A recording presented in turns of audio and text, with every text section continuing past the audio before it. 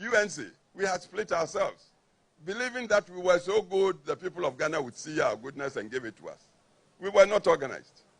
Rather, we were tearing at each other, destroying each other, telling all sorts of things about each other, assuming Ghanaians were not listening or watching.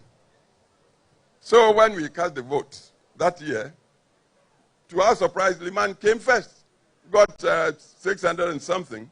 Victor Osu, the PFP candidate, got 500 and something. UNC Powele got 300. And suppose we hadn't split ourselves, 500 plus 300 and something, we would have won one touch. But once Liman got the lead into the second round, again, the way we hate ourselves. Before we knew, most of our people in UNC had gone to support Liman, even against our candidate, Victor Osu. That's how we lost it. I tell you, because we did that, we disappointed our country, Ghana, so much. That was how, may he rest in peace, Rawlings managed to succeed with the attempted coup and came to sit on Ghana for 19 long years, traumatizing the country. So sometimes when people are blaming, quietly I blame our tradition, our party. I'm not so much the tradition as the personalities in our party. We tend to be too self-centered.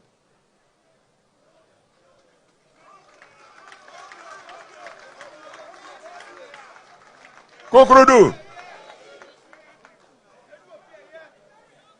I've told you, Buzia was a very lone member of the then parliament in the 1950s. The Northern People's Party came to that house. Buzia was there before NPP came. I think NPP came in 54. But Buzia had been there from Legislative Council to Legislative Assembly. But Legislative was a lone member against the very powerful machinery, highly organized machinery of CPP. But the way he performed and the principles he upheld, I believe those were the things that made the Northern People's Party, entering parliament then, or assembly, decide, look, you are alone, but be our leader. I hope you are getting the point. See, at this point, I would want to ask you, what's a party for? What is the central purpose of party? Yeah? To win power. That's I would say, the only purpose. If you are a party and you are not winning, once I said, people thought I was being too simplistic. I said, you might be better off being a messenger in a winning party than a general secretary that has no party. The purpose of party is to win power. We don't seem to want to learn. Please. We happen to be living in times. See, when I went to Parliament in 1969, the population of Ghana was just 10 million people. The whole Ghana. 10 million. As we speak now, population has moved to almost 40 million. I'm sure it might be even more. Full of youngsters who may not know anything of traditions. We are talking democracy. We are talking rule of law, accountable governance. We are talking private sector. Because we believe in wealth creation. Not because we are greedy. No. Without wealth, you may have the finest ideas. You can't implement the ideas. That's why we respect the private sector. We want to encourage the private sector to come into its own. If we have Ghanaian billionaires and they become billionaires legitimately, what's wrong with it? That's how the world moves. So we believe in these things. But then, with all these ideas, where is the organization? See, to organize in current times, you must strategize. Your opponent, I remember they built a headquarters and said they were opening a school. They come from a tradition of organization. The first president of Ghana told his followers, organization decides all. Organization. Drilling people like into soldiers, military. So they take organization very seriously. They may not have a good message, but if they are united and they have got propaganda, they've got propaganda. They would make falsehood seem truth. You may have all the ideas, but you are not organized. Everybody is boss.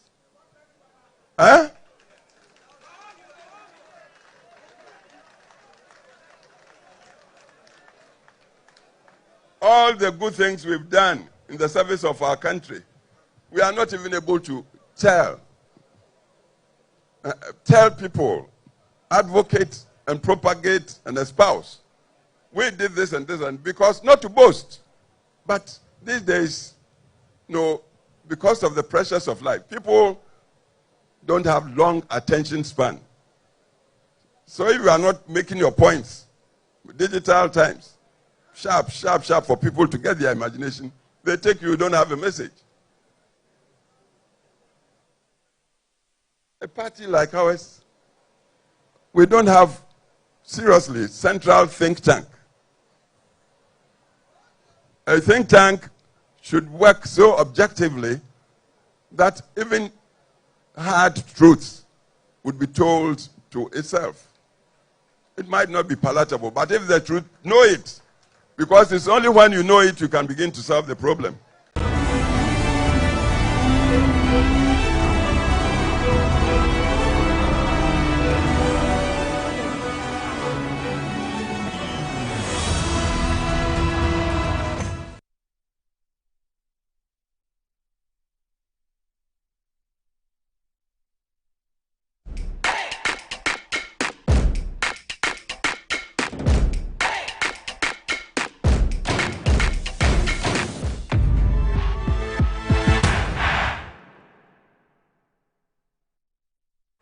Introducing Betway's Bet Influencer, a groundbreaking feature where you can make money by just sharing codes. He just needs to share his codes and make money.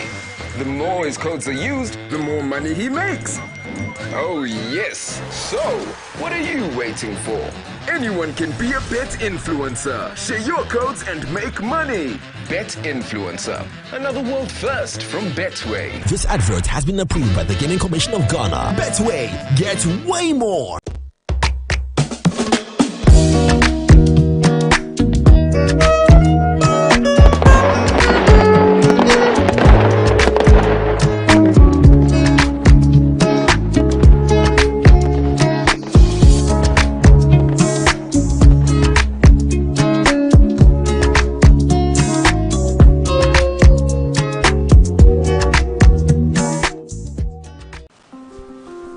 iPhone papa ye wo homa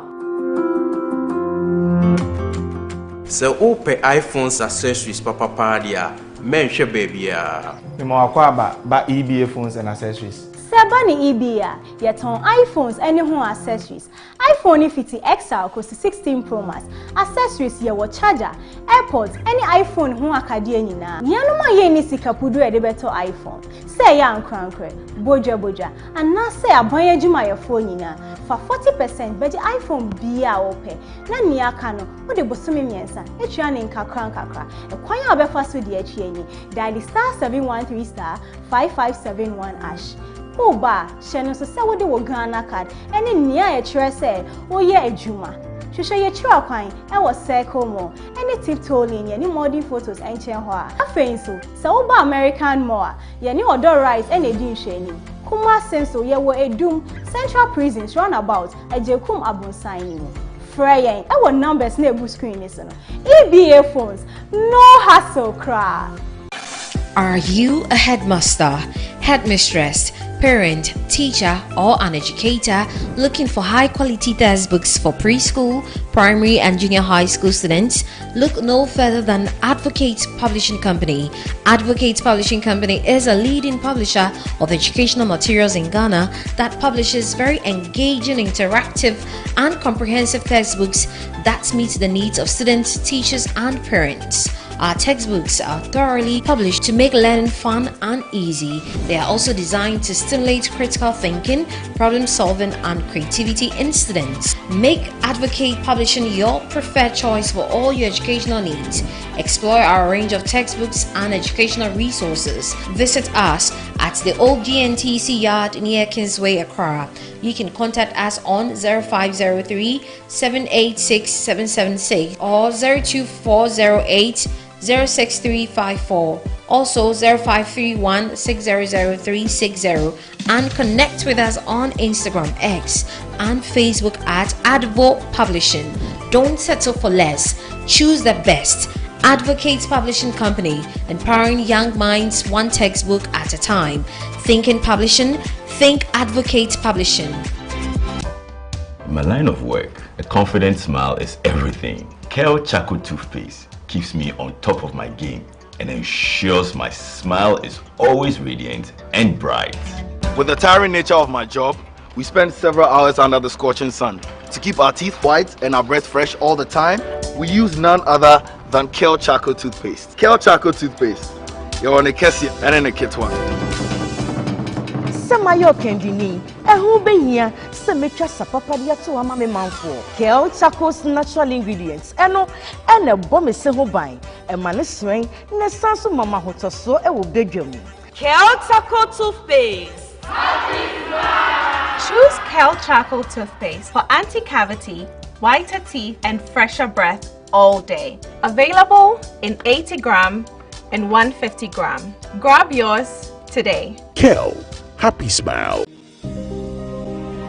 A home is more than just walls and a roof. It's the warmth of family, the assurance of security, and the joy of shared moments. Whether you're returning from abroad or seeking a new beginning, Rehoboth Havens Ayimensa is where your journey truly begins. Nestled beneath the tranquil Ebri Mountains, this gated community offers the perfect blend of modern living and natural beauty. Our 2, 3 and 4 bedroom homes are designed for family living with spacious interiors, elegant finishes, and all the comforts that make life better. From cozy living rooms for bonding to modern kitchens for culinary creativity and private gardens for peaceful reflection, every space is thoughtfully crafted. At Rehoboth Havens, your children play safely, your family grows joyfully, and your memories are built on a foundation of care and community. Starting from 675,000 Ghana cedis with flexible installment plans, your dream home is within reach because everyone deserves a place to truly call home. Rehoboth Havens, where futures are built and dreams come to life. Call us on 0553 751933 or 0206 823524 to secure your future today.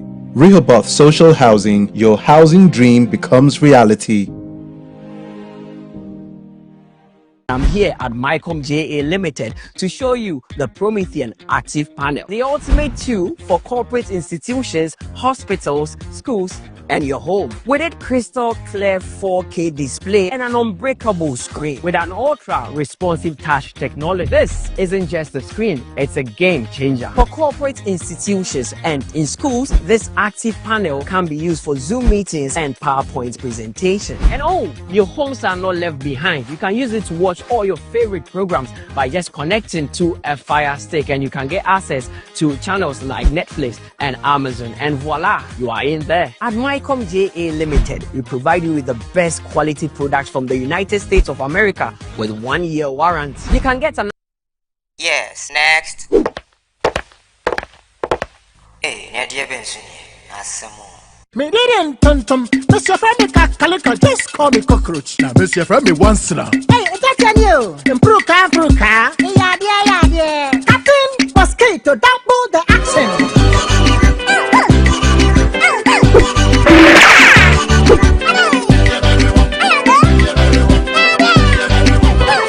Me did this sasso spray. Mr. Friendly sasso quell. Yeah, go to my sasso.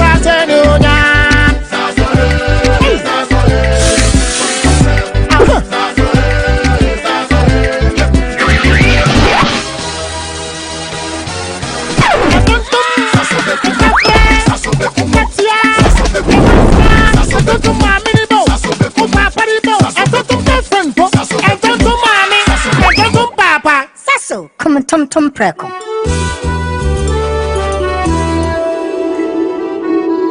Buy affordable service plots and lands from estate masters. Currently selling our next cottage, located at the newly proposed airport city, with a starting price of 25,000 Ghana cedis.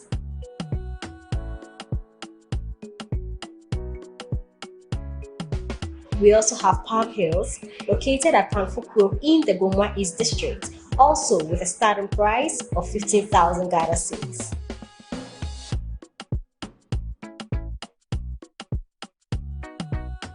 Available also is Coastal Park in Lakpleku, which is a 15 minutes drive from the Ningo Senior High School, having a starting price of 55,000 Ghana cedis. You will receive a free site plan with indenture once you successfully purchase a land from us. For any enquiries, contact the numbers provided. Estate Masters, your most preferred estate partner.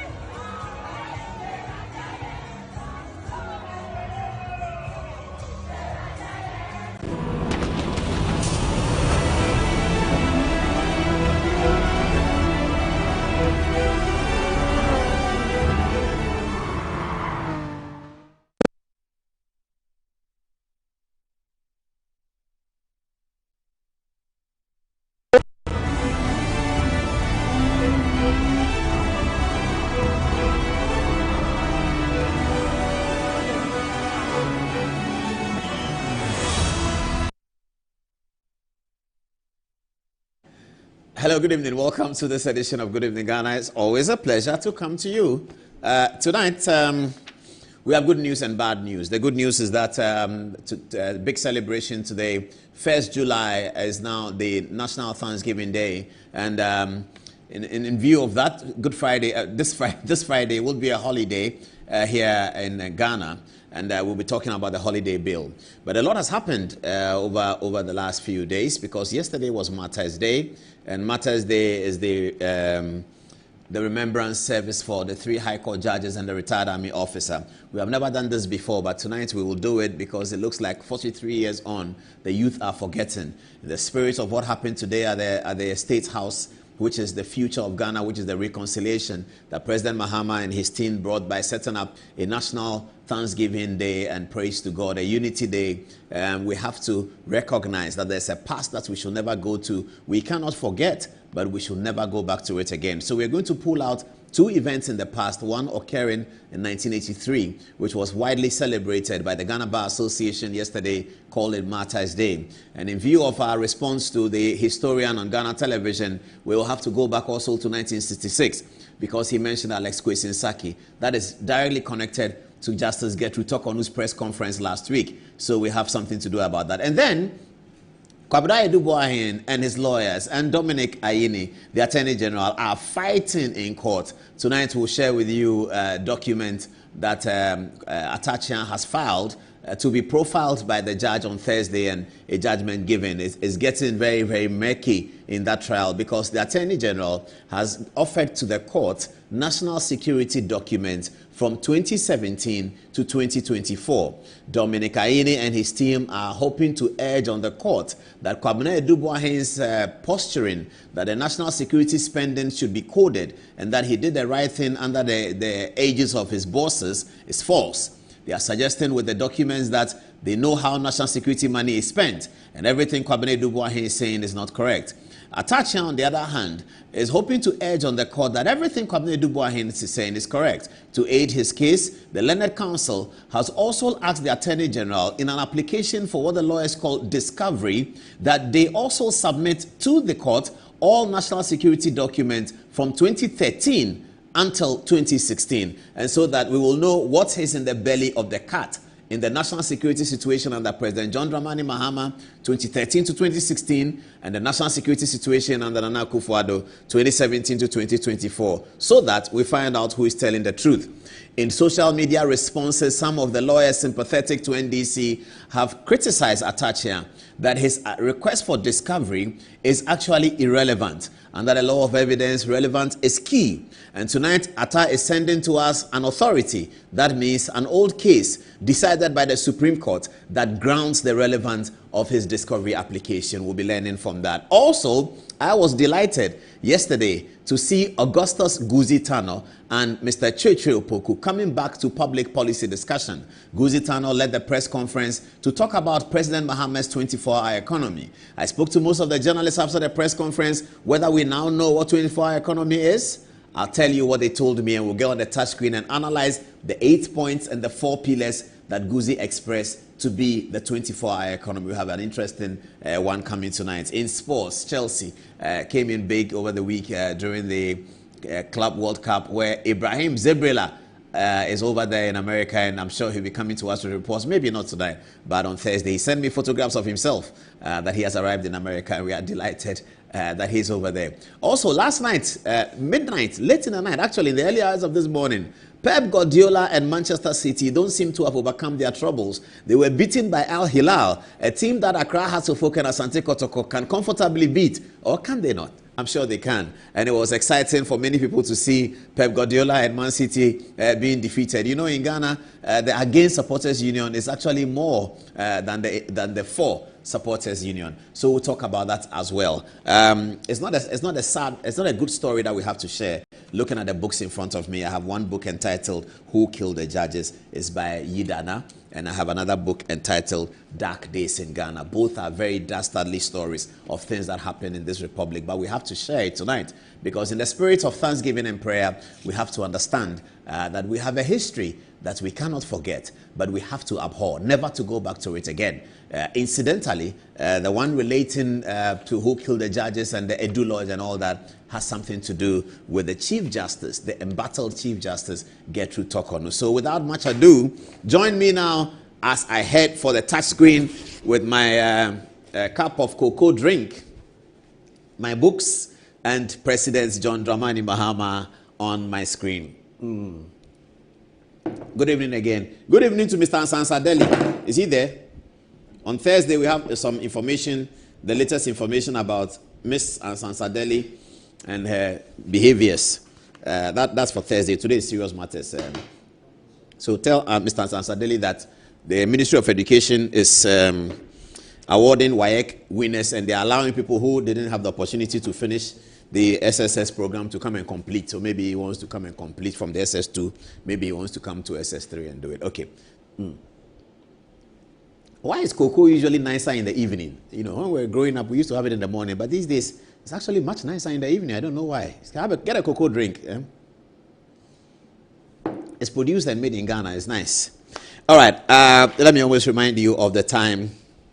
It's 18 minutes to the top of the hour at 10 o'clock. So, a historic moment in Ghana today. President John Dramani Mahama and his team put up a national Thanksgiving service. My favorite video from today was, you can imagine, Mami Agrada shaking hands with people and having a warm embrace with one of her former nemesis, Reverend Owusu Bempa.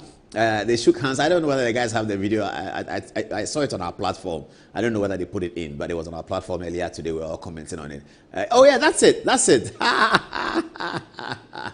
Mami Agrada embattled in court, and there you go. Was that Nigel Gazy? I'm not sure. But some of these pastors. Yeah, this is the one. Oh, this is lovely. This is lovely. You know, only a national Thanksgiving can bring this together. Reverend Owusu Bempa in his expensive shades and his beautiful shirt. Agrada is taking his phone number. He wants the phone number. It's 056. So the guy should put it in. So I mentioned Owusu Bempa's phone number, 0544721864. Yeah, he's writing the number down. Agrada wants the number. Mami, you have to give it to Agrada somehow. You really have to give. She kind of knows how to wriggle her way, you know. Owusu Bempa has, because, yes, he's taking the number. Says, thank you very much. Yeah, mefrel pa. Meba.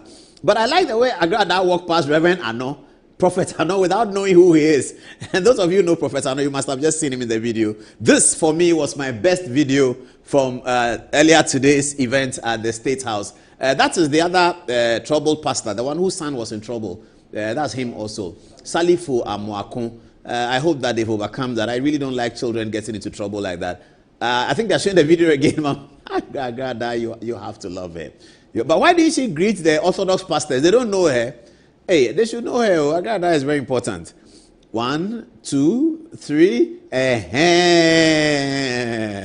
Isn't that lovely? Isn't that lovely? Both of them are very fair colored, you can see. So he says, give me your number, give me your number. I have to call you, Give me your number, give me your number. Did they know that it was being filmed? And who was really filming it? Was it Agrada's photographer? Okay, so he says, give her the number. 0544 6172. That's Agrada's husband, you know. Osofwe Siama, you have to give it to him. Osofwe Siama is a very powerful man. You know, Agrada's church, what was it called? Please, if somebody knows, please send me a text and tell me. Reverend Owusu Bempa's church is Glorious Wave or something like that. Yeah, Reverend Owusu Bempa. Reverend Owusu Bempa, I actually spoke to him today. We had a nice conversation. So that's Pastor Ano. Yes, that's Reverend Ano, Prophet Ano, the most powerful prophet in Ghana. God, I didn't know him. Just walked past him like that. But that was good. That was good, wasn't it? That was good. That was very good. That was very good. That was very, very good.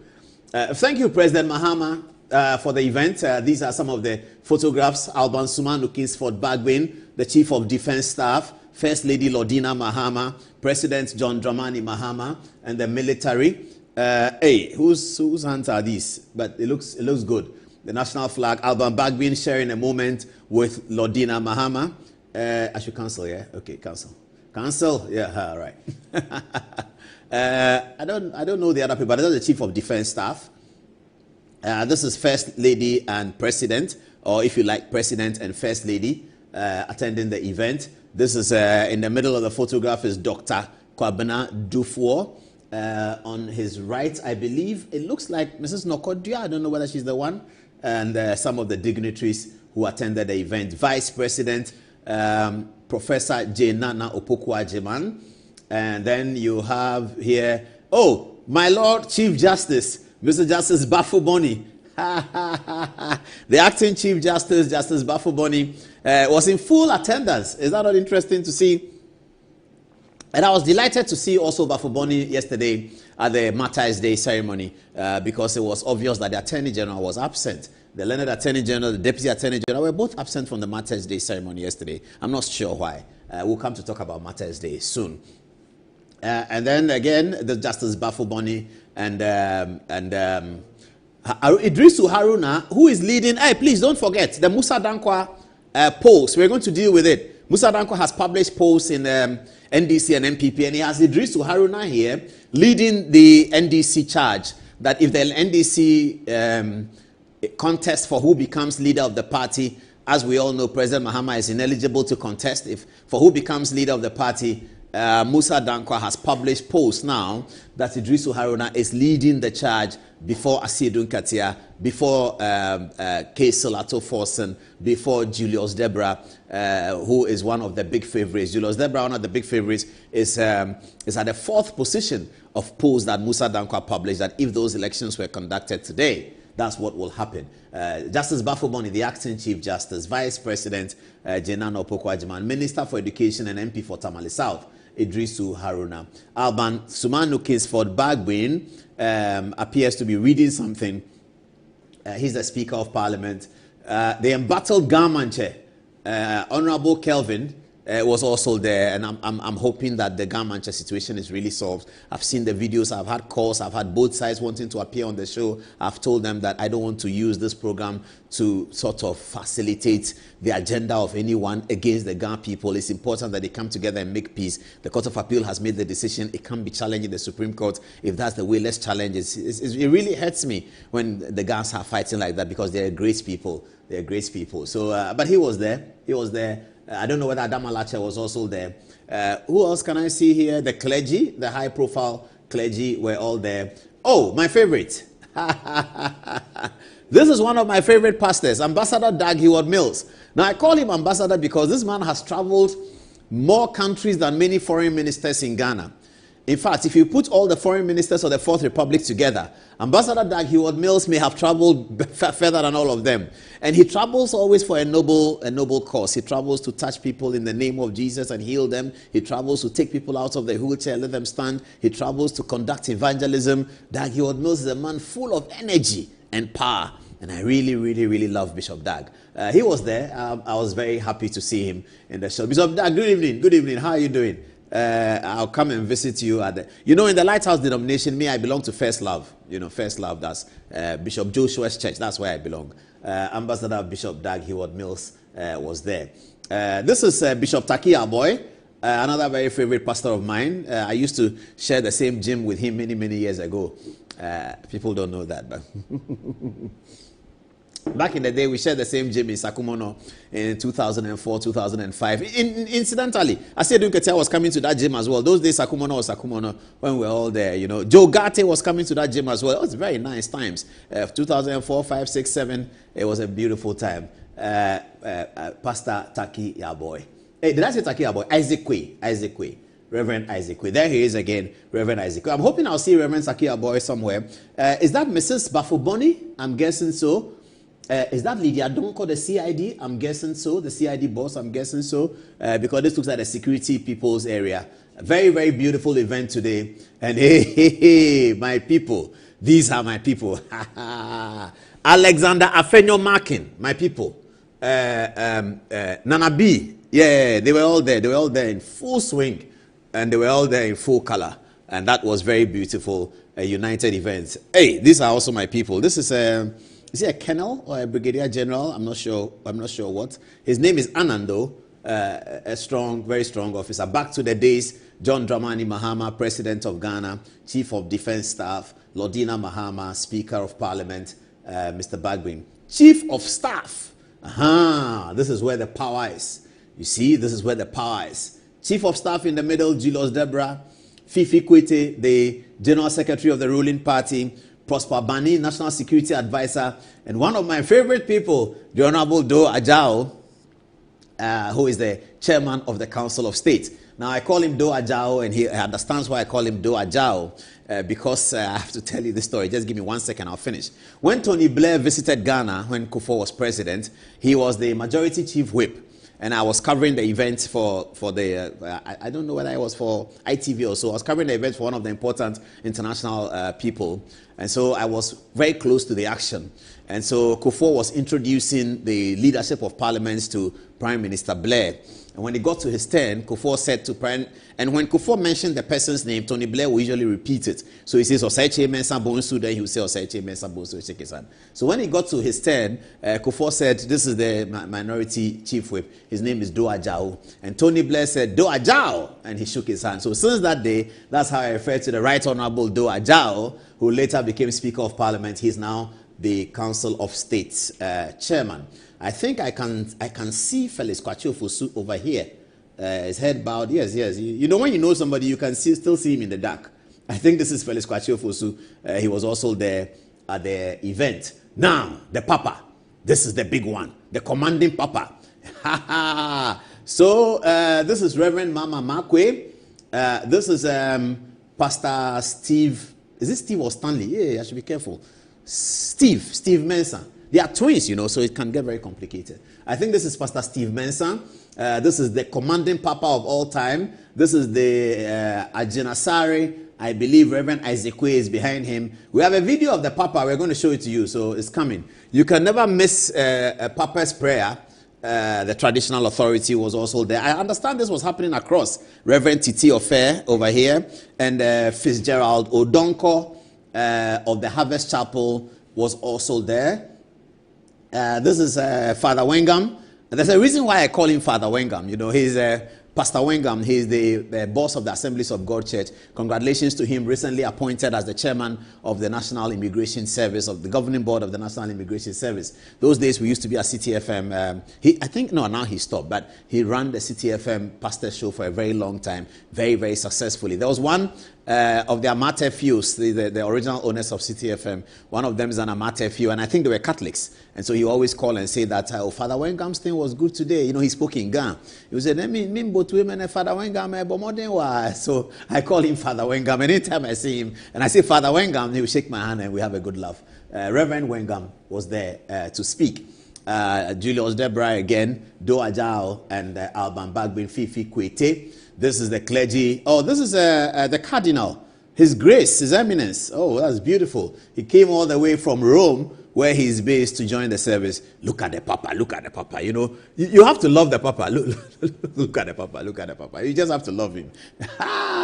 The Papa, you can easily mistake him for the director of the CIA. You know, when you see the Papa, it's very easy to think that he's the director of the CIA, but he's the Papa. His Eminence, the Archbishop Nicholas Duncan Williams, was there to grace the occasion. And then, oh yeah, this is where the action was. People celebrated, were dancing. It looked like a very good day. It looked like, is that Nite Kotego? I see, but no, it's not him. It looked like a very, very good day. Lordina Mahama again back to the stage. Alexander Afenyo Markin, Patricia P.J., the minority from Parliament. This is Mrs. Emisa Arthur, Christian Council Prayers with... This is Mrs. Emisa Arthur, who we have to recognize, the wife of the former Vice President, Matilda Emisa Arthur, I believe that's her name. She was there and she graced the occasion as well. The military and the Air Force bosses. Okay, enough of the photographs. Oh, I like this. Is that the Women's Fellowship people? Let's get to the videos and see what you have. Do you have the video of the Archbishop praying? Let's see that, and then we can get over to the other stories.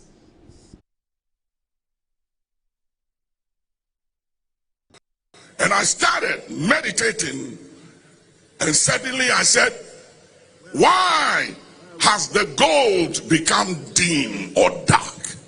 What happened to us? This state of retrogression under the leadership of our president, John Dramani Mahama, must be reversed. I look forward in my lifetime to see a new Ghana. A Ghana where our sons and daughters will not line up in any embassy for visa to travel out of the shores of this country for greener pastures. But that our sons and our daughters will be born, raised, schooled, educated, and live and work and flourish and thrive within the borders of Ghana, and will only travel outside for vacation and holidays, but not to go and see greener pastures. All that we will see that day come. And Mr. President, I know that you don't have too many years ahead of you like Singapore had. But Jesus fulfilled his mission in 3 years. And the Bible said all things are possible to him that believes. And that with God nothing shall be impossible. And as a believer, it is also said that you can do all things, Mr. President, through Christ who strengthens you. So, Mr. President, within 3 years, make a difference. Impact this well. Change the narrative of Ghana. Let the city thrive under your leadership. Let the city flourish under your leadership. Let things get better and better and better under your leadership like never before.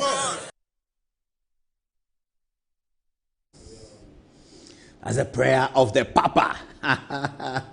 But it got quite international because after the Archbishop prayed, one of the most important cardinals in the papacy at Rome, Cardinal Texan, one of our own, who's risen to the higher level of being a cardinal, could be a pope one day. He also offered prayers for the nation, and it shows that Ghana is a blessed country. Here is the Cardinal Archbishop Texan. So my brother, bishops, pastors, leaders of churches, and all of you, my dear friends, let us stand on the words of Psalm 71 and commend our present to God's hands for his blessings, for his support. The psalm says, "Give, O Lord, to the king your wisdom, and to the king's son your righteousness. May your peace flow and fill this land, and cause all who live in there to prosper and to live in peace all days of your life." Heavenly Father, we commend our president to you as the king and the king's son. Cause your righteousness and your wisdom to flow over him. Let it fill his heart, his mind, and all. And like Solomon at one point at Gibeon, cause him also to seek the wisdom that comes from God. And in the strength of this wisdom, Lord, lead the people you have entrusted to his care. May your people live in peace under his leadership. May the people live in prosperity under his leadership. May the people find a source of security and love under his leadership. And in all things, Father, may he and his government, parliament, cabinet, and all who assist him in difficult leadership share in his leadership and so. When you asked Moses to choose 70 elders, you did not give them a new spirit. You took the spirit that was already on Moses and bestowed it on them. So take the spirit that you have bestowed on the president and bestow it on all who collaborate with him, so that there be union, so there be communion, so there will be understanding among them, and lead your people along the same path. Father, we pray.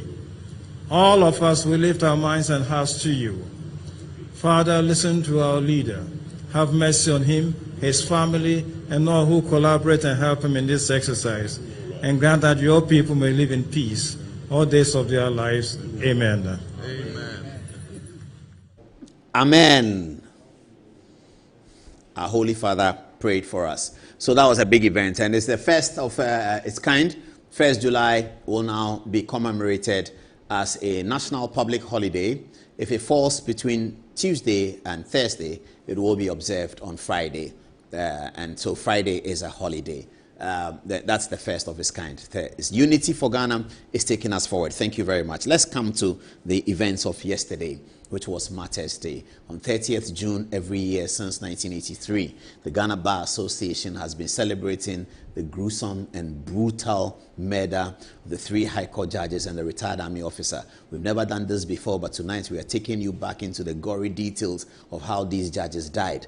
When we have finished, you can learn the story. It's important that this book, please, anyone who's watching me who knows Papa Kowakwe, tell him that I'm looking for his photograph urgently because I want to put it on TV today for a reason, because he gave me the book that I'm going to use. This is a book entitled Who Killed the Judges and is written by Yidana, and I'm going to tell you a bit about it. The other book that we refer to is this. These are 2 books that capture the history of Ghana that should never ever be forgotten. This one was in 1983, Who Killed the Judges. This one was in 1966, The Dark Days in Ghana. This one is written by Dr. Kwame Nkrumah, and this one is written by ASP Yidana. Tonight, we're going to begin with why the Ghana Bar Association will every year on the 30th of June gather at the forecourt of the Supreme Court building to remember the event. Yesterday, when they gathered, Ifua Gati, the president of the bar, had this to say. Is it here?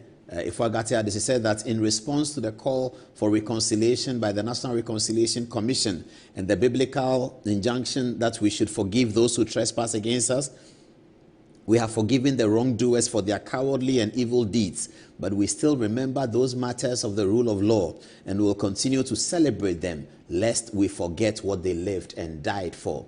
She had more to say. She said, Justices Fred Pokusako-Deɛ, Cecilia Kranten-Addo, and Kwejo Ejie-Japan, the bar, the bench, and the people of Ghana salute you and draw inspiration from your bold and courageous manner in which you administered justice in those challenging times. You died in the line of duty. You performed your duty as judges without fear or favor. You stood for the rule of law. Your assassins hated you, stood for murdered. Your assassins hated what you stood for and murdered you, but they could not eliminate what you stood for. Your monuments stand in the forecourt of the Supreme Court building as a constant reminder of the good qualities of a required judge. We should be careful, she said, as a nation, not to go down the slippery slope of endless revenge by justifying various acts with the refrain, but others did that too. Unquote. Ifua Gati is the president of the Ghana Bar Association. Now, this event is 43 years ago. At that time, I've been 7 years old, or 6.5, maybe it was in June. So even for me, it was very old now. It was fresh, it was new. I didn't quite understand it until I grew up. The young generation don't understand. If you look on Facebook, somebody said, I saw somebody do a TV program and says that the judges who were killed, what did they do? They were doing this. They are bad people. And when I saw that yesterday, I had never done this before, but I thought we should bring out the real story of what happened so that those who are 21, 18, 19, 17, 26, 32, who have never heard this before, and who are interested in nation building, and I'm hoping that they're all interested in nation building, not just about bread and butter, interested in nation building and interested in fostering national unity, will understand that this was an act that we should never forget. So tonight, I'm going to show you on the touch screen. I have some very gory photographs. I hope that I don't have to show it. The photographs of the bodies of the people, I don't have to show you. So this is what happened. One day on 30th June in Ghana, people were going about their normal business. There was a military coup, so there was a curfew. And then suddenly news broke that people had been abducted from their home. That means somebody went to their home and took them, put them in a car and sent them to a place and burnt their bodies, shot them with guns and burnt their bodies. The people who were taken were 3 high court judges and 1 retired army officer. And it was a dastardly act. An investigation was conducted and 1 person called Joachim Amatekwe was executed. It's a very painful story and with a very, very heavy heart. Permit me, viewers, let us get into the story of 30th June 1983. Let's start. These were the judges who were taken from their home. Justice Sarkodie Addo, a high court judge, sitting in his home in the evening on 30th June, was picked up. Justice Cecilia Kranten-Addo, pregnant woman, was picked up sitting in her home in Accra at East Cantonment. Justice Kwejo Ejie-Japan, the father of the one we know, Kwabena Ejie-Japan, was also picked up. And the last one picked up was Major Sam Akwa, a military officer who was the personnel manager at a Ghanaian company called Gihok. They were all picked up and they were brutally murdered. Their bodies were burnt. But there was heavy rainfall on the 9th of 30th June. So the rain helped to maintain and keep their bodies from completely burning out of recognition. And that was an act of God that helps us to tell the story today. Let's begin with how Major Sam Akwa was picked up in his home as captured by Yidana. Okay, so it starts from here. Major Sam Akwa lived in a one-story house in one of the then fast-growing and developing suburbs of Accra called Jowulu. The house was near the Accra-Tema motorway extension on a road which branched off from the 37 Military Hospital Road. When we got to the house, we were told, this is the policeman who did the investigation writing. When we got to the house, we were told that only 2 people had seen what happened that night. The 2 people were Mrs. Jemima Akwa, his wife, and Regina Mensah, that is wife and niece respectively of Major Akwa. Mrs. Jemima Akwa was too distressed to speak to us, and Regina Mensah was at school. We decided that Mrs. Akwa should take her time and compose herself for the interview while we went to the school to talk to Regina. Regina said that on the 9th of 30th June, it's June, not January, on the 9th of 30th June at about 9:30 p.m., she was sitting in front of their house when she saw the headlights of a car. She thought it was her uncle coming home, but when the vehicle got closer, she realized that it was not her uncle's car. It drove past the next house and, using the entrance, turned back to Akwa's house. A young man of fair complexion got out. That was Joachim Amatekwe. He got out. According to Regina, the man asked if Major Sam Akwa was in. She told him that her uncle had gone out. As the man turned and walked back to the vehicle, he said that he would come back. Regina said the vehicle was white and she saw a wire mesh around the headlights of the car. By the time we had finished with Regina, Mrs. Akwa had gained reasonable degree of composure to be able to talk to us without breaking down. She told us that on the 19th question, Major Akwa had come home from the office at about 7 p.m., but he left the house to attend a wakekeeping. He returned at about 9:45 p.m. She said her husband had not had supper before leaving the house for the week. So on his return, she was in the process of laying table for him when she heard the sound of a vehicle which seemed to be coming towards the house. Mrs. Akwa said she was surprised that a vehicle was around the place during the curfew period. Now, for those who don't know what curfew is, curfew was established in Ghana during the military period.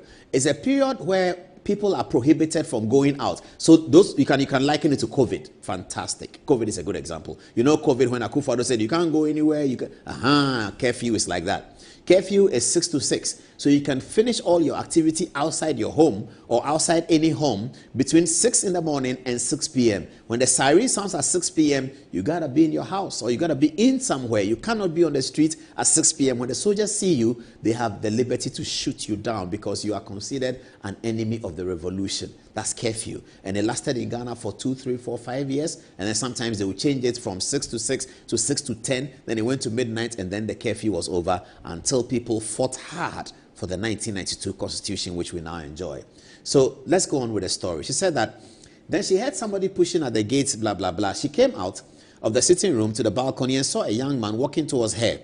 When he got to her, she asked him what he wanted, and he replied that he wanted to see Major Akwa. According to Mrs. Akwa, she asked the man why he had come to the house during the curfew period. He told her that he had spoken to Major Akwa at the Kwame Nkrumah Circle, and he had asked him to come to the house. The man assured her that he had come in a broadcasting corporation vehicle, that's a GBC vehicle, on which there was somebody who had a curfew pass. She went into the sitting room and informed Major Akwa that somebody wanted to see him. Major Akwa, according to his wife, came out of the sitting room barefooted. She said she followed her husband out onto the veranda where the young man told him that he was wanted at Burma camp. Major Akwa invited the young man into the sitting room so that he could wait for him to finish his supper. But he declined. He then pulled out a pistol and aimed at Major Akwa. Another man came into the house while Major Akwa was being marched out by the first to the waiting vehicle. This second man tried to console her, Mrs. Akwa, by assuring her that her husband will be brought back after the interview at Burma camp. She said that she could identify the men. She said that she could identify the men if she saw them again. They wore what she called NT dress. I don't know what that means. And were in their mid-20s. And viewers, that's a dangerous part. 20-year-olds, mid-20s, were conducting this deadly act, picking up people from their house to go and kill them. Kill them. That is the story of 30th June 1983, for which every 30th June, the Ghana Bar Association do what they call Martyrs Day. As for the vehicle, she said she did not have the opportunity to have a close look at it, as the second man prevented her from following her husband out. Neither could she tell the number of people in the vehicle at the time it came to take her husband. Mrs. Aqua was now in such a state that there were many questions she couldn't answer, and we did not try to put too much pressure on her. She said that her husband had never been subjected to that type of treatment before. I felt that we had enough clues to work on. We were told that the vehicle was white and seemed to be a Land Rover. It was also a vehicle belonging to the Ghana Broadcasting Corporation, and there was somebody in it, presumably an official, who had a curfew pass. The young man was said to have told Major Aqua that he was wanted at Burma camp. It was also revealed that there was a woman in the vehicle. That woman could have been Mrs. Corantin Ado, who was another High Court judge. It was confirmed that the people were armed and wore NT smokes. From that account of both Regina and Major Aqua, Regina and Mrs. Aqua, we gathered that each saw more than one person that night. Chilling. That's how Major Aqua was picked up. The story doesn't end there. Let's move to the next person, Justice Ejapon. Unfortunately, Kwabena Ejapon's father, unfortunately. But let's tell the story. I'm sure Kwabena will not mind us telling the story, but it's a very, very difficult one for him and his family, and for Major Aqua's family to be watching this. We hope they are not watching. All right. At the late Justice Ejapon's house, we spoke to his widow. What she told us indicated that the kidnappers used Mrs. Corantin Ado as a bait to lure her husband out of the house and take him to the slaughter grounds at Bondase. The kidnappers, aware that the judges were known to each other, told Mr. Ejapon that Mrs. Corantin Ado was seriously sick and wanted to see him. Mr. Ejapon left the dining table quickly. Mrs. Ejapon could not tell us what other discussions had taken place between her husband and the young man who brought the news of Mrs. Corantin Ado's ill health, because she went to attend to her baby who was crying upstairs. Neither Mrs. Ejapon nor Abena Dankwa, the maidservant who spoke to the young man, was in a position to identify him if she saw him again. Neither could Abena Dankwa identify the second young man she saw that night. When asked about the vehicle the kidnappers used, she said it looked like a jeep. But when asked whether she could identify if it was shown to her the next time, she said she was not sure. And that is how Justice Ejapon was picked up. They went to Justice Ejapon's house and said to her that, "Oh, my lord, your colleague, Mrs. Corantin Ado, is not well. He wants to see you. Can you come out and see her?" They all lived in the same area in the cantonments, Fourth Circular, Fifth Circular area. So Justice Ejapon thought that, why is Cecilia unwell? Why is Corantin Ado unwell? He left the house. His wife also said, the baby was crying, went out. He got out. They grabbed him and put him in the jeep and sent him to Bondase, shot at him, killed him, cut off his legs, and bent his body. We shall never forget. As Ifagate said, there's an injunction to forgive. But we can never, ever forget. And the young generation, when I see them on social media writing the things they write, it's very, very dangerous. Because karma is real. And you don't know what seeds you are sowing for yourself and your future. When you talk about judges' murder and say that they should clear off, they should die, because you belong to a certain political party. Very, very dangerous. Very, very dangerous. And that's why I took time to go into Yudane's book and bring this out. It will be on social media. It will be there all the time. People can refer to it, and we can all remember how this dastardly act occurred. So when people are doing press conferences and they say something about the judge's murder and how it affects them, we will now understand. Imagine it was you. You can be anything. You can be MPP, you can be NDC. Imagine that you're a 38-year-old judge. And there are 38-year-old judges today. And they come to your house and tell you that your colleague judge is not well, so come and see her. And you come out, when you are in the middle of your dinner, you stop and you come out, and they grab you and put you in a car and drive you kilometers away to a military camp in Bondase, and they shoot at you and burn your body, your mother, your father, your children. Those people, Kwabena Japan is a living example. Kwabena Japan was in KNUST. He was studying civil engineering. He heard that judges had died. He didn't think that his father would be one. He came home and he said, your father was one of them. Think about it. Justice Sarkodie Addo.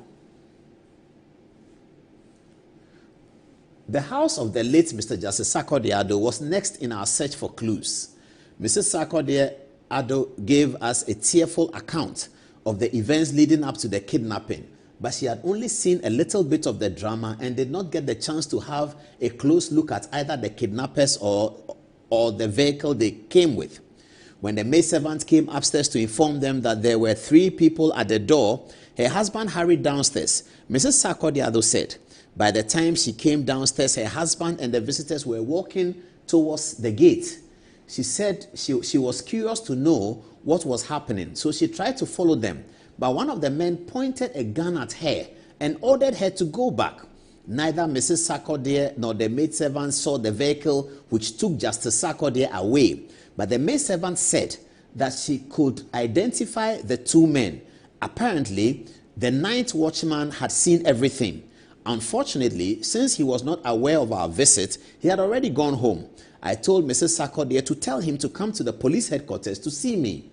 And that's how it ends on Sarkodie Addo. Let's get to this one. Justice Cecilia Corantin Addo, a female judge who was pregnant at the time. Cecilia Corantin Addo, a high court judge, was pregnant at the time. And when I read the account of Cecilia Corantin Addo, you will see that she herself had some premonitions and told people that I think that the soldiers are going to kill me. And she had told people that, and lo and behold, they picked her from her house and killed her. Why? What did they do? They gave rulings in their decisions in the High Court that were opposed to some people didn't like it. Like today, Supreme Court gives a decision. I don't like it, you don't like it. And the response of those days was that people in high-profile office, when decisions were given which they didn't like, they would come and pick them up, send their surrogates to pick them up and go and kill them.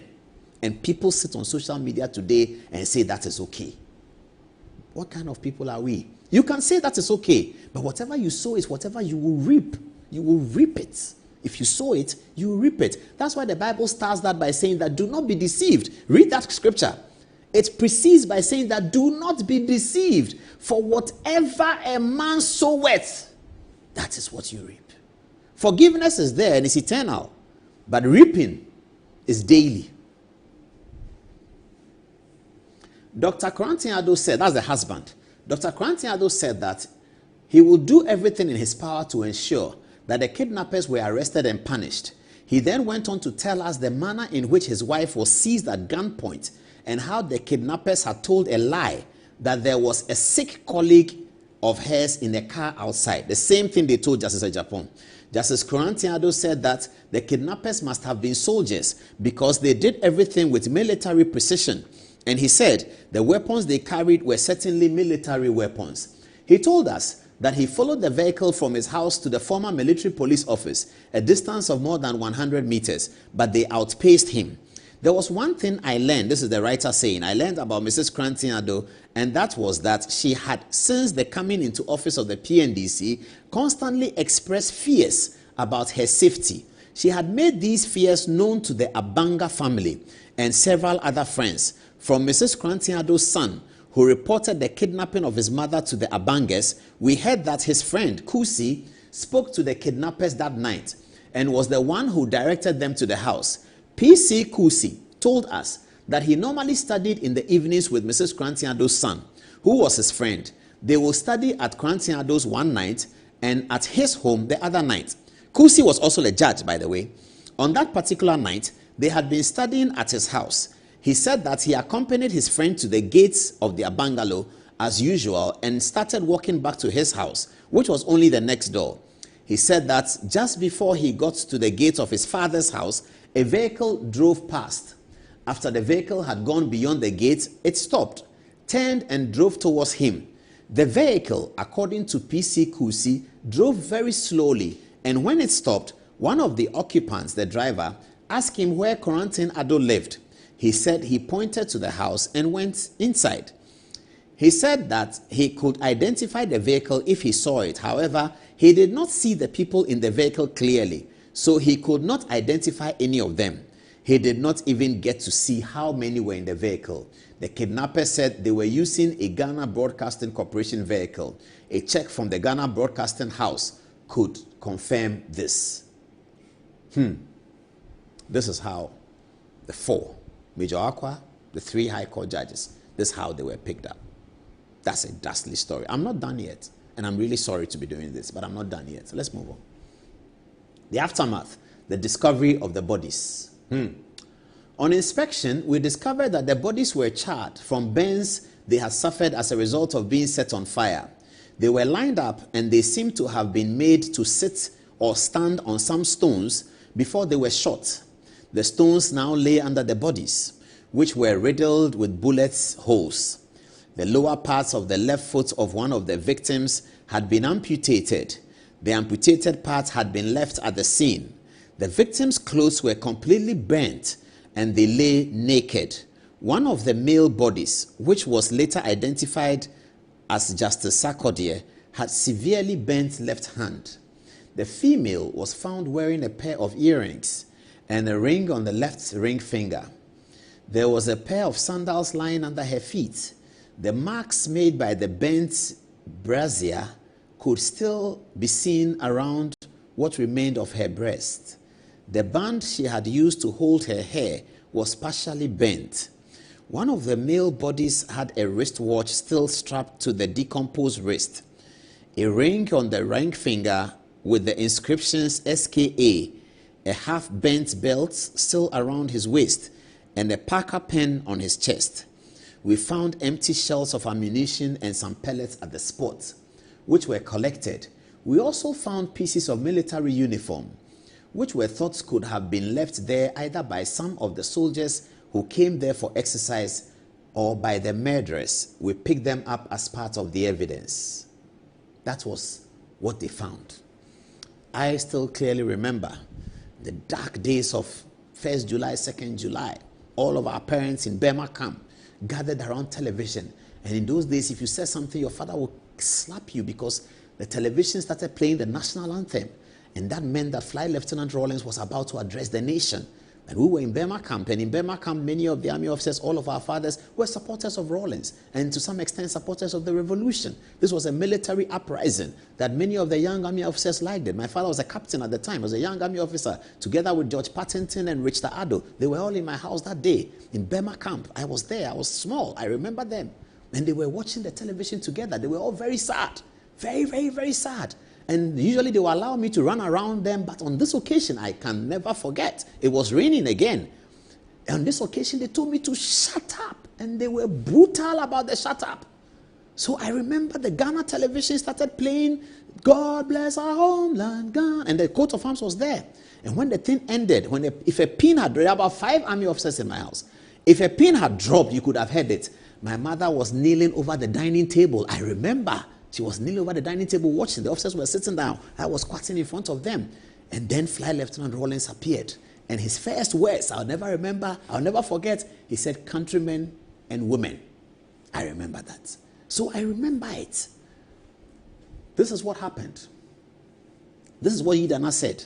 In the evening, the chairman of the PNDC, Rawlings, gave an entirely inappropriate speech to the nation. He used the occasion to extol the virtues of his revolution and to attack those whom he referred to as enemies of the revolution. I would like to reproduce the speech as I recorded. Yes, it's here. He said, fellow countrymen, I think he said, and women as well. Fellow countrymen, yesterday evening, Saturday, 3rd July 1982, I was informed that 4 corpses had been found in the Accra Plains. Investigations have revealed that these were bodies of the 3 judges abducted on Wednesday, 30th June evening, together with the body of Major Sam Akwa. The 3 judges are Mrs. Justice Cecilia Corentin Ado, Mr. Justice K.A. Ajapon, and Mr. Justice S.P. Sarkodie. I wish to express my horror and that of the government at these heinous acts of terrorism.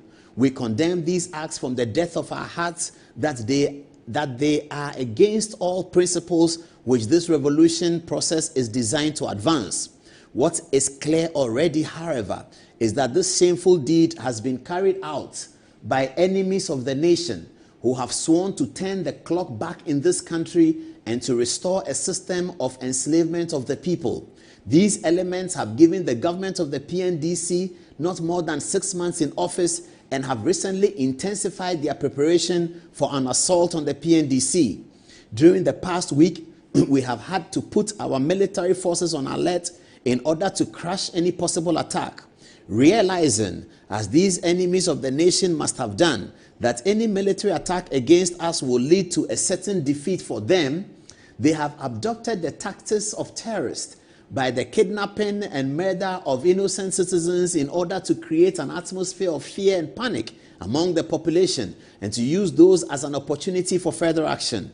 Such terrorism, whether originating from counter-revolutionaries or elements ostensibly sympathetic to the revolutionary process, cannot be allowed to go unpunished. For if it is allowed, those who are predisposed to such acts of their own private purposes will feel encouraged and continue to engage in such acts against whomever they choose. This will plunge the nation into anarchy and chaos, thereby destroying the opening that the revolutionary process gives for advancing real democracy in the country. These events have brought the processes initiated by the 31st December uprising to a critical stage. The enemies of the people's interests will seize upon them to attack, slander, and derail the revolutionary process in an attempt to turn back the striving of our people for a better life. I wish to assure the nation that every effort is being made by a special high-powered investigations team to trace the criminals who have perpetrated this horrible act and to deal with them, whoever they are and whatever their motive, in accordance with the democratic laws of this country. And I love that he said, J.J. Rawlings, having overthrown the government, was talking about democratic laws of the country. He continues, may I express to the bereaved families my profound and sincere condolence upon the loss of their beloved ones. May their souls rest in peace. Listening to this, that's where it ends. Listening to the speech and later reading the text, Idana is writing now, I could see that the chairman harbored some hatred against the dead people, for he failed to mention even one thing to their credit. Dr. Quentin Addo later said that the chairman's speech was in a watered-down tone. Those are Idana's words. Those are not my words. I just remember that Fly Lieutenant Rawlings spoke. And I still remember that night. I can see it again today when they had finished, you were in Burma Villas, when they had finished the event. My father and his friends didn't quite say much to each other. They all stood up. They walked onto the veranda. They had a little bit of chit-chat. I didn't go out with them. I heard the car spark, so I knew that they were going away. My father came back and he went into his room. He was on the phone the whole night talking to people. I don't know who he was talking to, but that's what happened. That's what happened. Now, who is the aftermath narrowing the suspects in the power down? What's happening here? Okay, no, this part won't take it. So the funeral. If we have the funeral, let's take the funeral bit and then we come to it. Now, is that the funeral? Okay, so this is the funeral now. Not long after my arrival, so eventually the states took responsibility and they buried the people by a state funeral. The state paid for it. That is what is still celebrated. So if you're a young lawyer, you're a 26-year-old brilliant lawyer, don't be taken in by the propaganda. This was a dastardly act that occurred. There was a trial, and I'll go to that in a bit. I have a little bit of time, so I'll do that. The Special Investigations Board, led by no less a person than Mr. Justice Azukrab, led the Special Investigations Board. F.K. Apalu was Chief Justice in those days. As you know, Apalu had been Chief Justice from the Liman era, and he remained Chief Justice, and this time they had held several meetings with Rawlings. Johnny Hansen was the Minister for Interior. His name was on the lips of soldiers all the time. Mrs. Joyce Ayi, I think, was at that time Deputy Minister of Information or something. The PNDC government was just forming. It was just forming. I don't even think Kwesi Botwe had come in yet. It was just forming, and this thing occurred in 1982. It was very, very bad. And Captain Chikata, of course, was very much in charge of national security in those days. So Yidana is describing what happened at the church service. He says, not long after my arrival at the service, the coffins started arriving. Suddenly, all hell broke loose. The mourners started weeping and wailing uncontrollably. To emphasize that the dead were being given a state burial, all 4 coffins were partly covered by the national flag of Ghana. A few minutes later, after the arrival of the coffins of the late Major Aqua, the service started. It was jointly officiated by the then Provost Justice Akrofi, Right Reverend Frimpong, who was the moderator of the Presbyterian Church of Ghana, and the then General Secretary of the Christian Council, Reverend Ansa. Among those who paid tributes to the 4 people were the then Chief Justice, Mr. Justice Apalu, the PNDC Secretary for Justice, Mr. Akins, and Mr. E.D. Combe, the then President of the Ghana Bar Association. At one point during the service, we had to deal with the situation, blah, blah, blah, blah, blah. I do not remember very well the exact number of PNDC representatives at the funeral, but I can recall the faces of Mr. Asante, who was PNDC Secretary for Education, that's KB Asante, Mr. Akins, who was Justice Akins, later became Justice Akins, Justice of the Supreme Court, at that time he was Attorney General, Mr. Johnny Hansen, the PNDC member and Secretary for the Interior, Reverend Komfo Damoa. Finally, the 3 bodies were buried, and the 4th one was cremated. The required ceremonies befitting a state burial were performed, and the funeral came to an end. Drenched from the rain and the shivering from the cold, I led my team of detectives to the police headquarters, where I briefed Inze as I was leaving. He told me to come to the police headquarters the next day before going to my office. Viewers, let's get a small glimpse of what is left of the small video. I think that was produced by the BBC about the burial. It's a very short video. Let's have a look at it.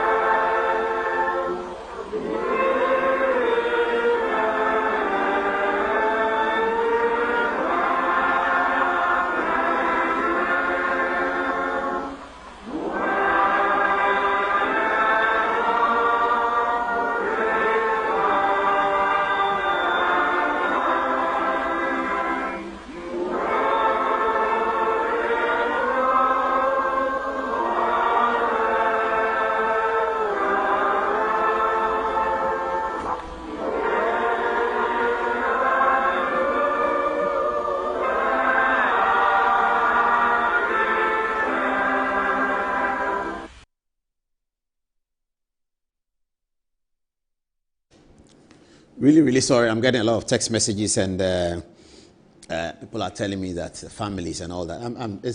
But we have to tell the stories. Very bad. Now, who's the author of the book? Let's learn about him. Idana, he passed. May he rest in peace.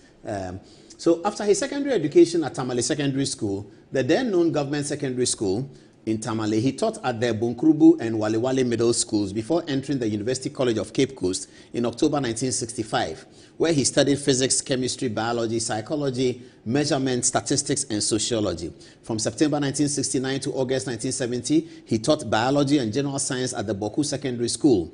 He joined the Ghana Police Service in October 1970 and was sent to the Police College as Chief Inspector of Police. While there, he successfully completed a course in the criminal law, criminal procedure, practical police work, criminal investigations, and other subjects.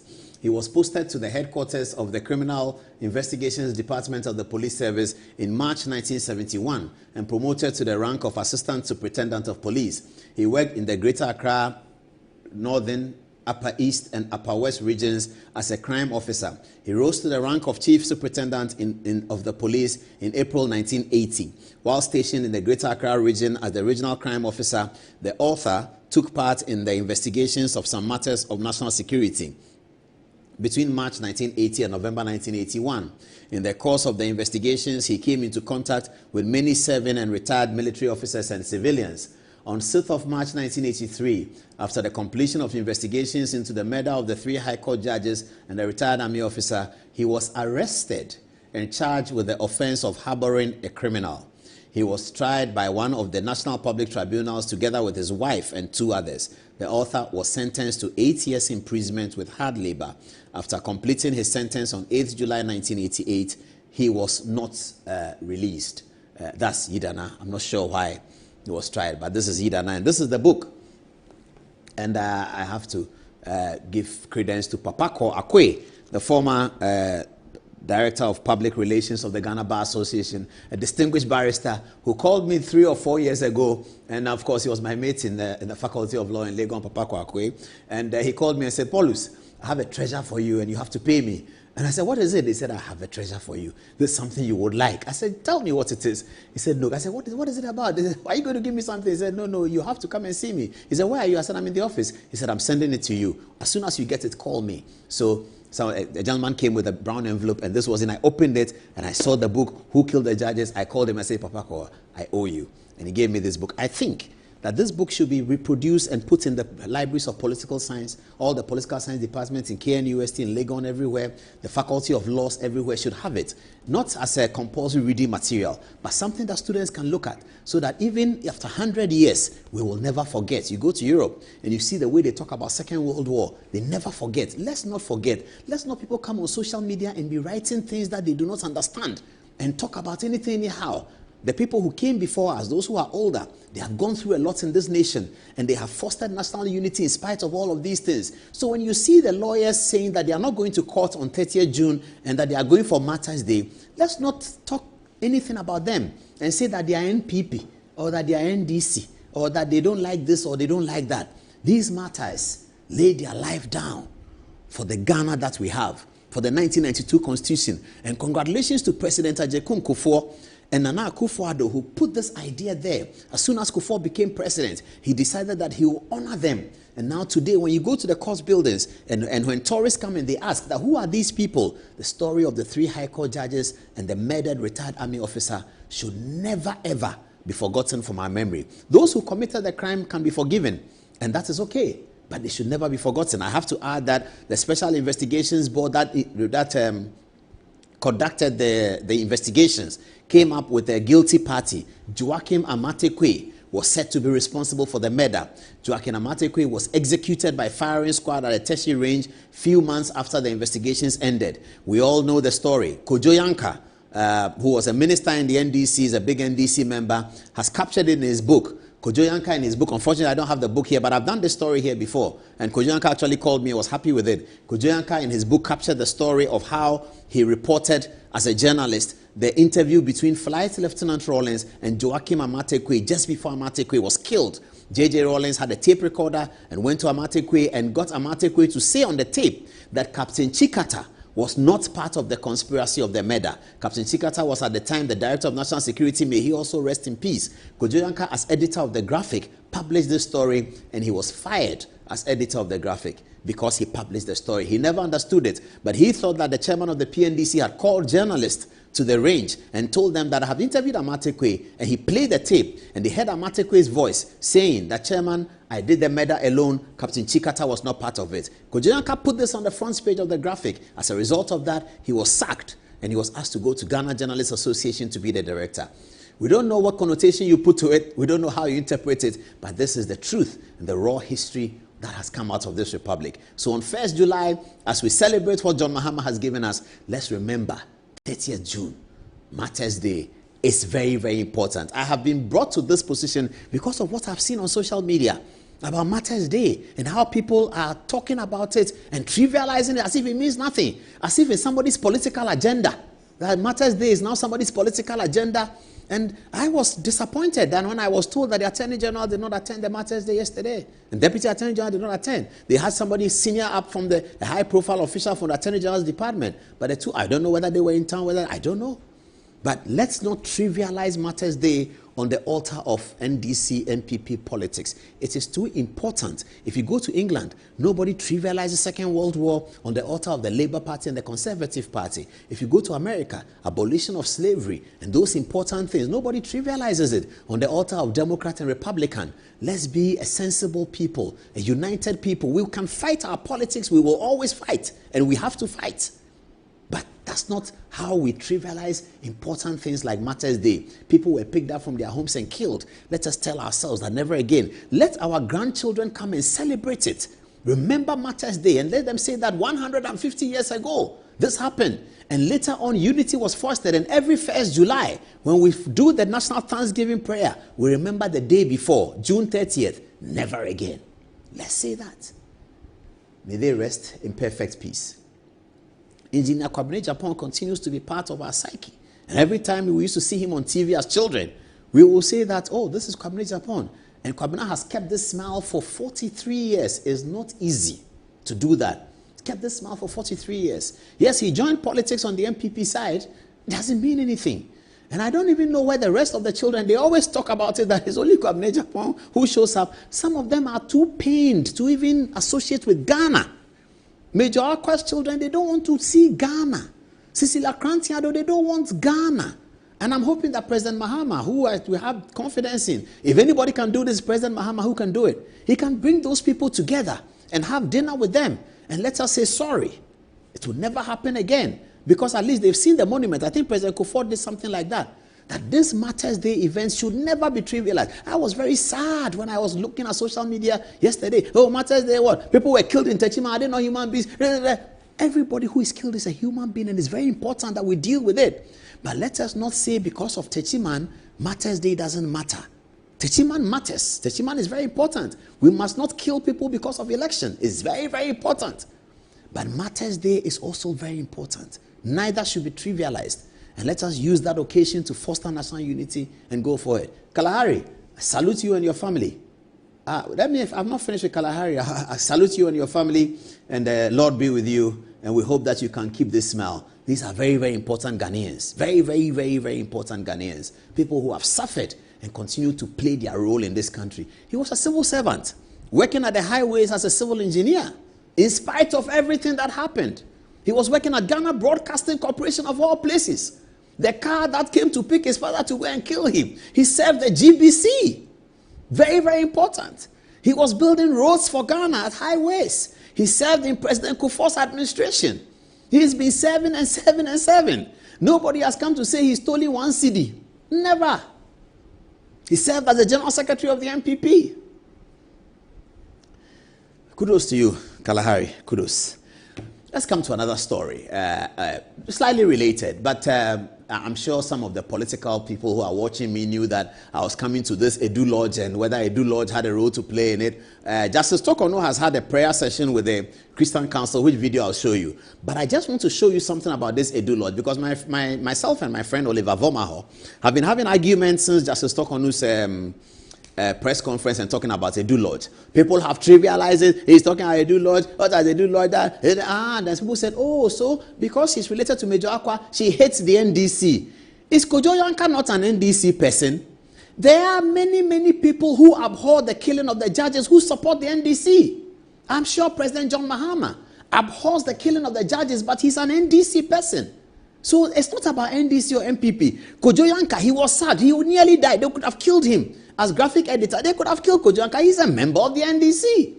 John Mahama is a member of the NDC. He's a leader of the NDC. There are many people who did not support, who think that this is a dastardly act. Nana Konedu Ajiman Rawlings, I interviewed her. She thought this was a dastardly act. She cried about it. She was a member and founder of the NDC. It is not about NDC and MPP. So when Justice Tokonu talks and they say, oh, she doesn't like NDC, there are many people who love Major Aqua who are members of the NDC. This is what Justice Tokonu said about Edu Lodge. And I'll show you what the SIB report said, and then we'll leave it there. The Edu Lodge facility that the hearings are being conducted in featured very prominently in the planning of the murder of judges on June 30th, 1981. And this can be read about in the special investigative report on that terrible event in our nation's history. It will be recalled that there was a Major Samakwa, a military officer who was killed with the 3 High Court justices, who was the director of human resource of GIHOP. He was my uncle and my guardian when I entered the University of Kapan in September 1980. I was also living with him at the time he was abducted and murdered. Was Edu Lodge chosen for my inquiry to make me feel insecure? I think so. And I continue to hold the view that there's no reason why a judicial hearing is being conducted behind the high walls of Edu Lodge.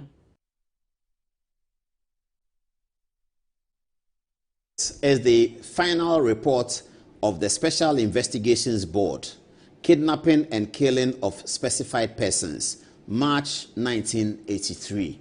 The report has a coat of arms in the Republic of Ghana.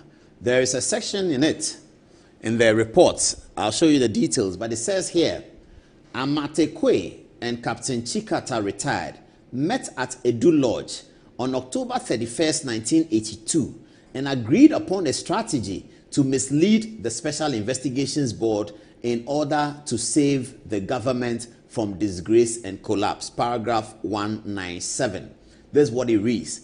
Amatekwe and Captain Kojo Chikata met at Edu Lodge on 31st October 1982 and agreed upon a strategy to mislead the Special Investigations Board in order to save the government from disgrace and collapse. Amatekwe's statement dated 5th December 1982 was the result of that strategy. Paragraph 197 and paragraph 198, the Special Investigations Report.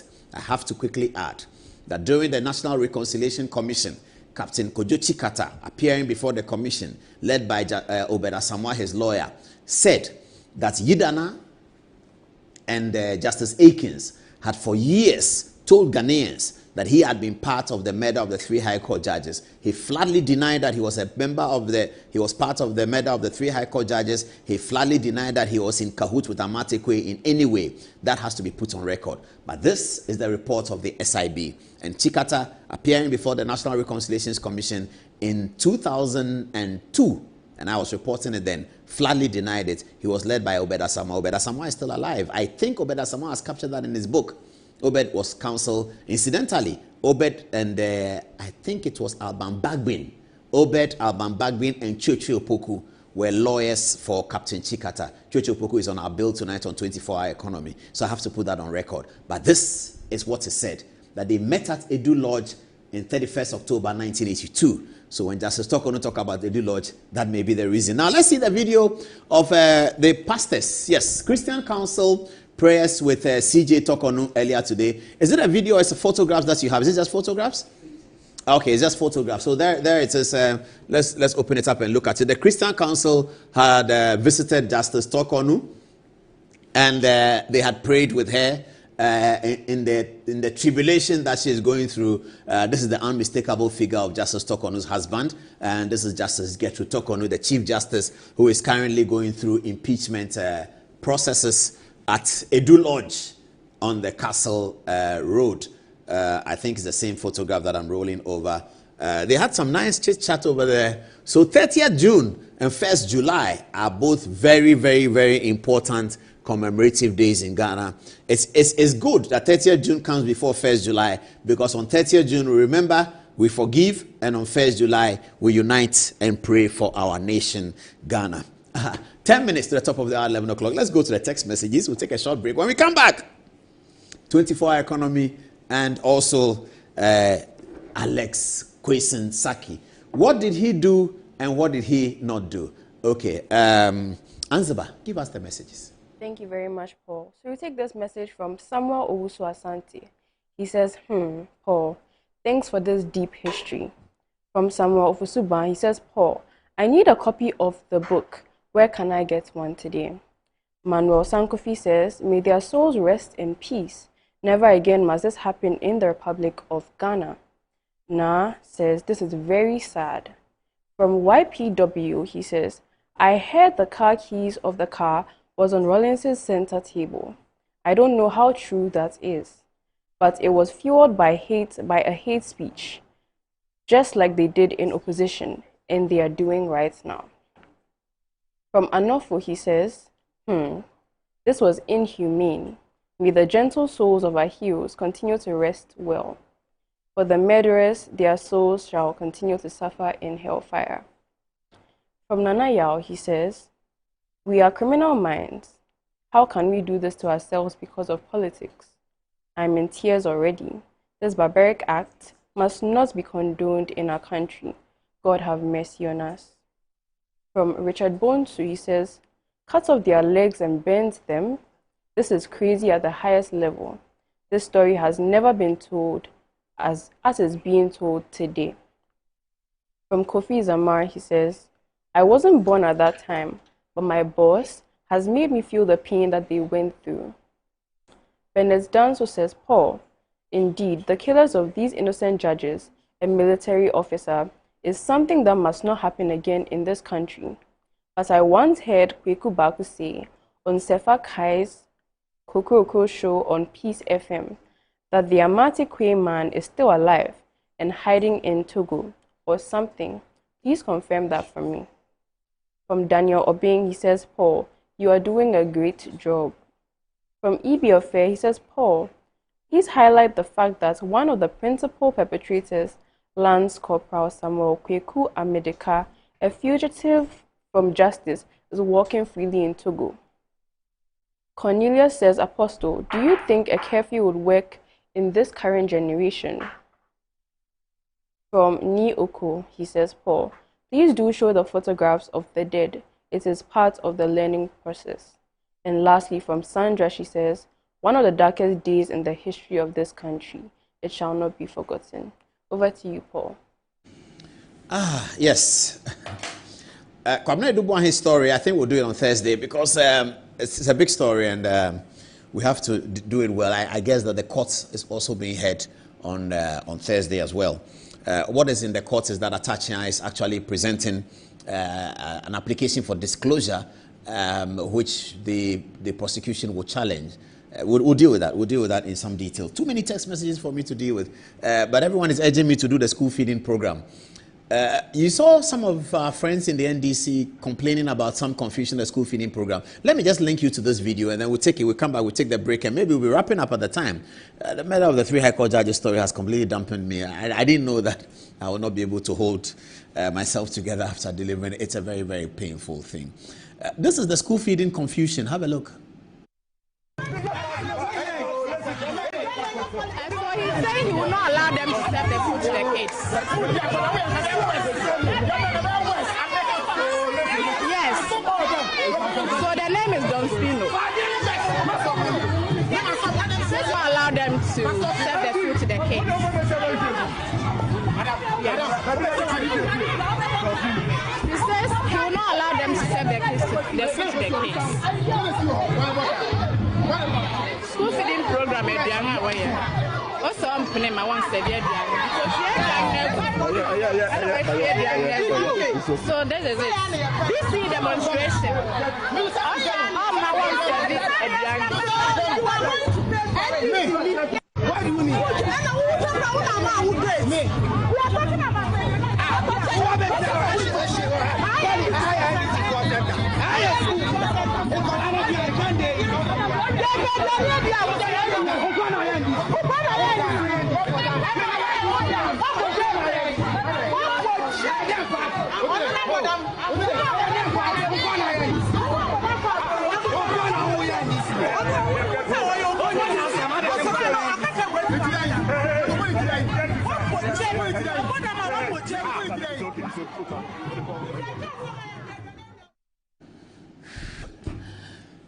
No energy to comment on the video yet. No energy, viewers. Forgive me, no energy. Let's take a short break. When we come back, we'll see what we're doing. Wrap up. Maybe we'll praise Chelsea for winning and we'll laugh at Man City for losing to a big African side, El Hilal. Hearts of Folk people tell me that they can beat El Hilal, but Asante Kotoko cannot beat El Hilal. This weekend, Accra Hearts of Folk and Asante Kotoko are facing off on Thursday. We'll spend time to talk about it. A short commercial break. Still on Good Evening Ghana. Thanks for staying with us. Let's see the break.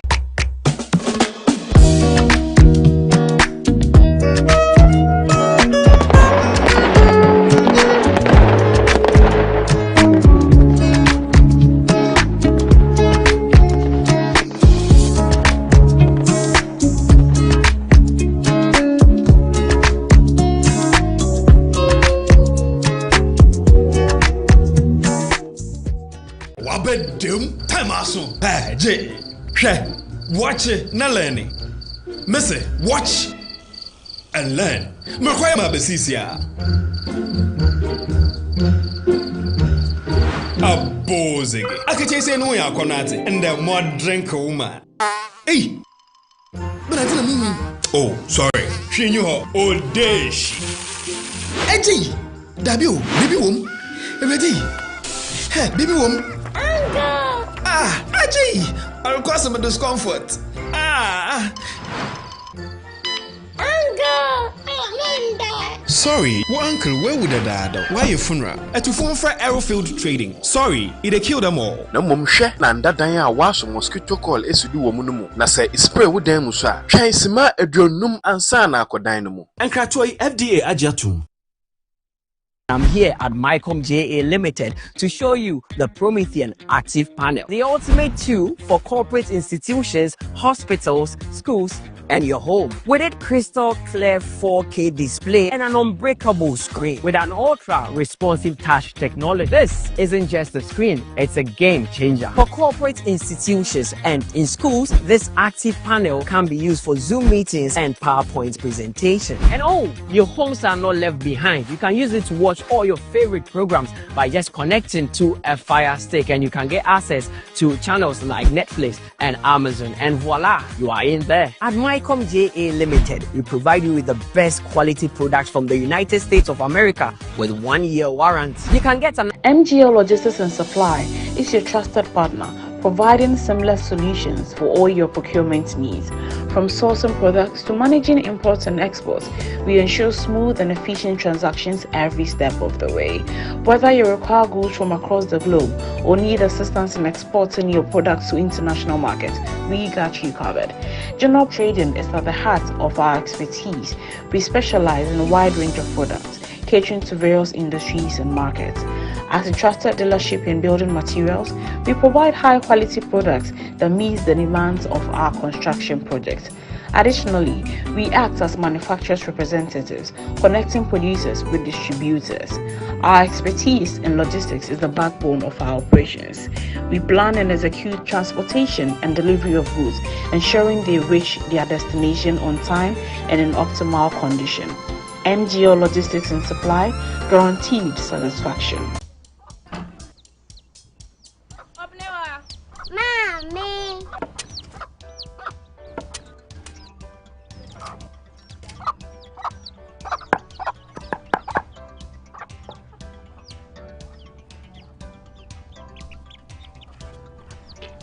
Michelle say,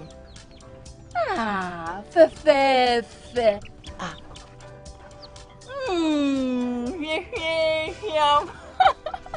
Different era, better result. Time has changed and time has brought Kel Charcoal Toothpaste.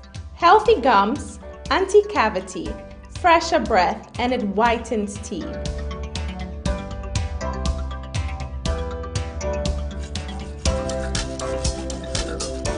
Kel Charcoal Toothpaste. Sankofa. Yenchi, Kel Chocolate Toothpaste. Happy smile. This advert is FDA approved. Buy affordable service plots and lands from Estate Masters. Currently selling our next cottage, located at the newly proposed airport city, with a starting price of 25,000 Ghana cedis.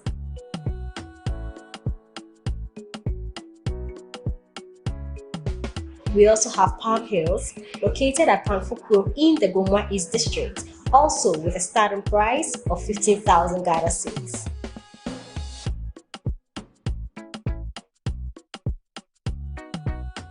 Available also is Coastal Park in Lakpleku, which is a 15-minute drive from the Ningo Senior High School, having a starting price of 55,000 Ghana cedis. You will receive a free site plan with indenture once you successfully purchase a land from us. For any enquiries, contact the numbers provided. Estate Masters, your most preferred estate partner.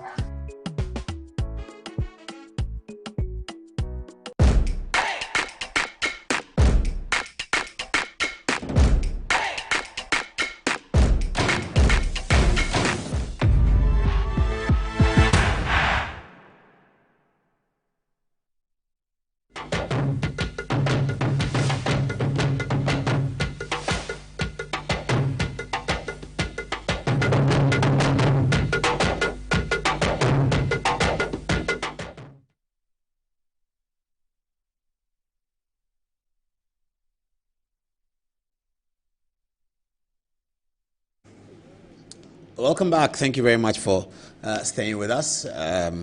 It's 2 minutes past the top of the hour, 11. Let's wrap up with our last set of text messages. Ansaba, what are people saying?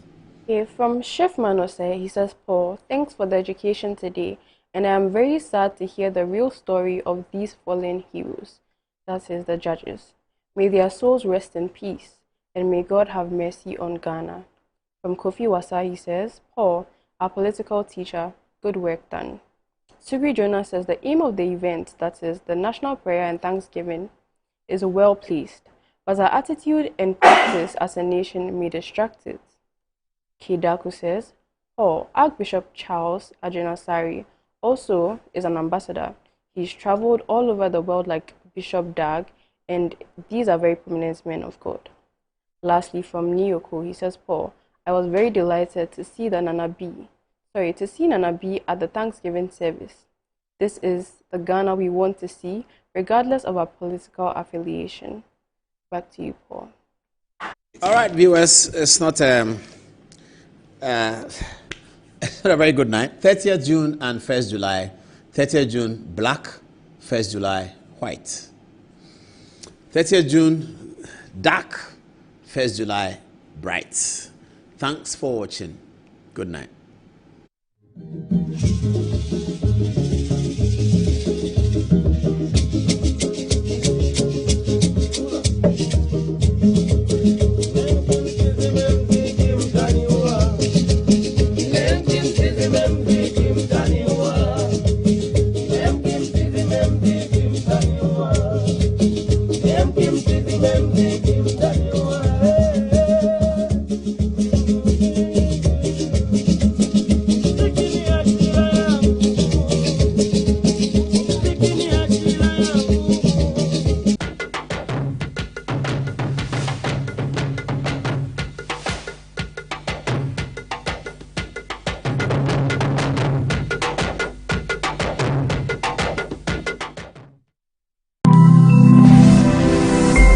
Metro TV, insightful and inspiring moments.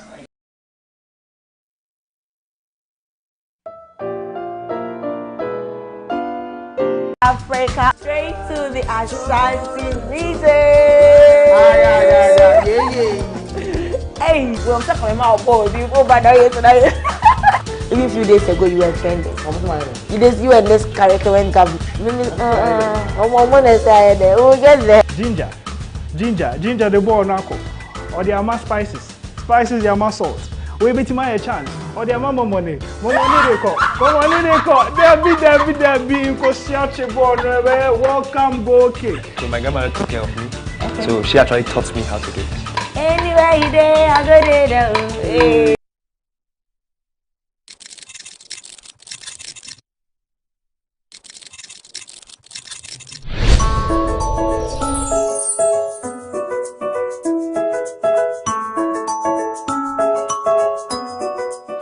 Excuse me, sir. Hello. Please, next time, can you put it in a dustbin? Okay, I'll do that. Thank you. Okay. Thank you. I'll not do that again. Okay. Thank you.